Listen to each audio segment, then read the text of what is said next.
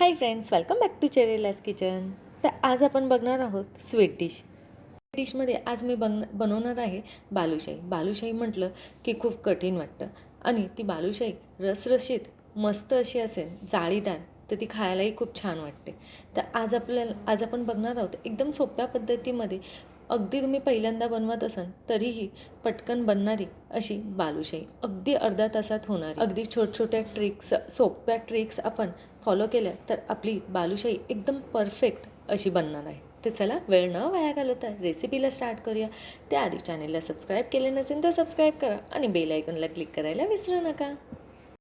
तर आज आपण वजनाने आणि कपाने ही मेजरमेंट बघणार आहोत. तर मी ते 2 कप एवढा मैदा घेतला आहे. हा मैदा 250 ग्राम एवढा आहे. मैदा आपल्याला चाळूनच घ्यायचा आहे.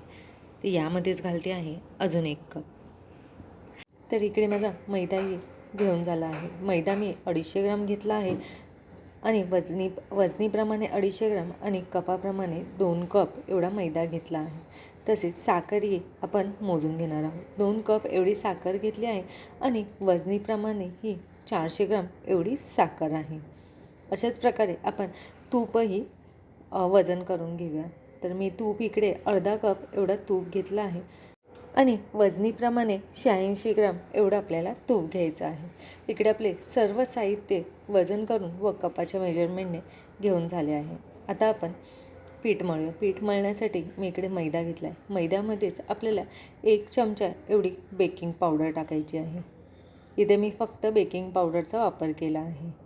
जर तुमच्याकडे हा चमचा नसेल तर आपला पोह्याचा जो चमचा असतो त्या चमच्याने एकदम सपरट असं बेकिंग पावडर पूर्ण चमचा भरून घ्यायची आहे, ज्याप्रमाणे मी दाखवले आहेत. आता ही 1 चमचा बेकिंग पावडर आपण यामध्ये घालूया. तसेच चवीनुसार मीठ आणि हे सर्व मिश्रण आपण पहिले मिक्स करून घेऊया.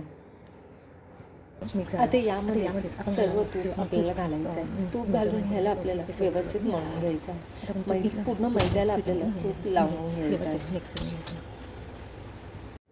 तर तुम्ही इकडे बघू शकता मी पूर्ण पिठाला मैदा एकदम व्यवस्थित मिक्स करून घेतला आहे.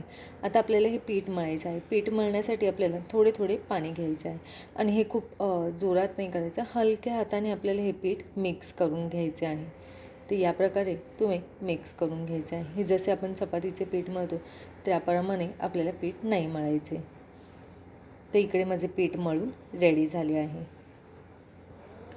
आता यावर ओला कपडा घालून हे असेच ठेवूया. तोपर्यंत आपण शुगर सिरप बनवूया. तर मी इकडे 2 कप एवढे साखर घेतली आहे आणि 2 कपला मी इकडे 1 कप एवढे पाणी घेतले आहे. याचा आपण शुगर सिरप बनवायचा आहे. कोणताही पाक नाही बनवायचा आहे. आणि शक्य असल्यास इथे पसरट भांडं घ्या. मी इकडे टोपाचा वापर केला आहे. इकडे आपण शुगर सिरप बनवणार आहोत. पूर्ण साखर आपल्याला वितळून घ्यायची आहे. साखर वितळल्यानंतर ह्याला चिकटपणा आला म्हणजे आपला शुगर सिरप रेडी झाला आहे. तसेच यामध्ये मी 2 वेलची घातली आहे आणि केसर घातले आहे. केसरने याचा कलर आणि खायलाही खूप छान लागते. त्यासाठी मी इकडे केसरचा वापर केला आहे. तुमच्याकडे नसेल तर तुम्ही स्किप केलं तरी चालेल. तर इकडे साखर वितळली आहे पण अजून चिकटपणा आला नाही आहे. तर याला आपण थोडा वेळ अजून असेच उकळून देऊया. तर इकडे 5 ते 7 मिनटं झाले आहे. आता आपण चेक करून घेऊ. तर हे चिकट झालं आहे. आता गॅस बंद करूया. 5 ते 7 मिनटात आपलं पीठही भिजलं आहे.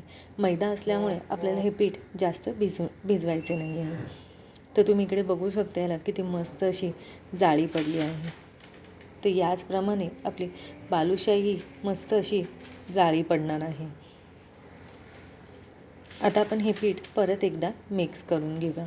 थोड्याशा पाण्यातच आपण हे पीठ मिक्स करून घेतलेले. अशी जर पिठाला जाळी आली तर आपली बालुशाही एकदम जाळीदार होणार आहे.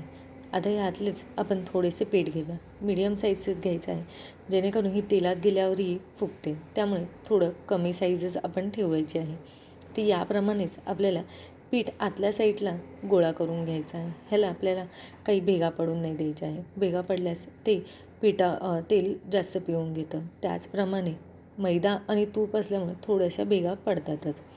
आता यामध्येच मध्यभागी असे होल करून घ्यायचे आहे, जेणेकरून ह्याचा सर्व साईडनेही तळल्या जाईल आणि ह्याचा कलरही एकसारखा येईल. तर तुम्ही इकडे बघू शकता म्हणजे सर्व बालुशाही बनवून रेडी झाले आहे. आता आपण फ्राय करूया. फ्राय करण्यासाठी मी ते तेल ठेवलं आहे. तेल आपल्याला याप्रमाणेच गरम पाहिजे, खूप हाय गरम नाही करायचे आहे. ते तेल आपले नॉर्मल गरम झाले आहे. आता एक एक करून मी बालुशाही यामध्ये ॲड केली आहे.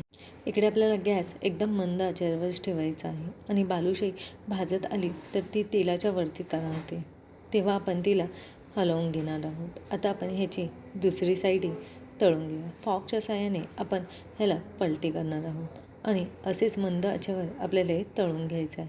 तर तुम्ही इकडे बघू शकता ह्याचा जशी ती तळत आली आहे तर त्याचप्रमाणे तिचा आकारही मोठा होत आला. याचप्रमाणे आपल्याला दोन्ही साईडने गोल्डन कलर येईपर्यंत ही बालुशाही मंद आचेवर तळून घ्यायची आहे.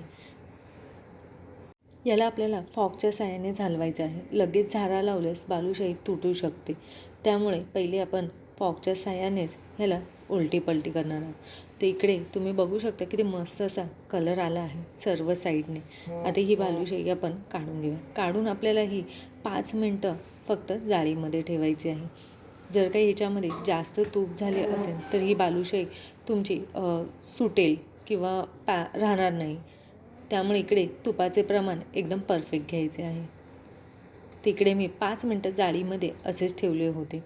आता हे आपण लगेच पाकामध्ये ॲड करणार आहोत. गरम असतानाच ते शुगर सिरपमध्ये ऑब्झर्व करून घेते, त्यामुळे इकडे मी पसरट भांडं घेतलं आहे. जसे मी शुगर सिरप बनवताना स्टार्टिंगलाच तुम्हाला सांगितलं होतं की शुगर सिरप बनवताना तेव्हा तुम्ही पसरट भांड्याचा वापर करा, जेणेकरून बालुशाही पूर्ण सिरपमध्ये डीप होते. तर ह्याला गरम गरमच आपल्याला डीप करायचं आहे आणि वरनं असे थोडेसे सिरप सोडायचे आहे, जेणेकरून ही पूर्ण सिरपमध्ये डीप होईल.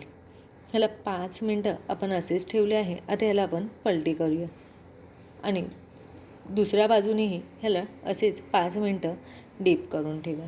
गरम असल्यामुळे लवकर सिरप ऑब्झर्व होते आणि आपली बालुशाही एकदम रसरशीत होते. तर इकडे 5 मिनटं झाले आहे. आता याला मी काढून घेते. तर तुम्ही इकडे बघू शकता किती मस्त अशी बालुशाही रेडी झाली आहे आणि ही तुटलीही नाही आहे आणि सुटलीही नाही आहे, जेणेकरून आपलं तुपाचे प्रमाण एकदम परफेक्ट आहे. याला आपण 5 मिनटं असेच जाळीवर ठेवणार आहोत, जेणेकरून जे पण काही एक्सेसचा शुगर सिरप आहे तो निघून जाईल. आणि आता आपण सर्व करूया. तर रेसिपी आवडल्यास नक्की लाईक करा अँड शेअर करा.